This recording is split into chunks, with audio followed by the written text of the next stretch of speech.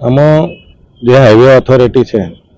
એ ખરેખર સેન્ટ્રલ ગવર્મેન્ટના અંડરમાં હોય છે અને માનનીય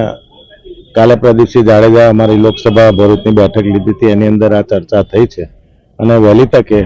જે બ્રિજો મંજૂર થયા છે એ વહેલી તકે એનું કામગીરી ચાલુ થાય અને ટ્રાફિકની સમસ્યા કાયમ માટે દૂર થાય એમને રજૂઆતને ધ્યાને લઈ અને જે તે અધિકારીનો સંપર્ક કર્યો હતો અને આવનારા દિવસોની એ સમસ્યા વહેલી તકે એનો કાયમ માટે નિકાલ થાય એમનો સતત પ્રયત્નમાં છે અને જે નેશનલ હાઈવે જે એક્સપ્રેસ હાઈવે જે બન્યો છે એ પણ જો ખુલ્લો કરવામાં વહેલી તકે આવે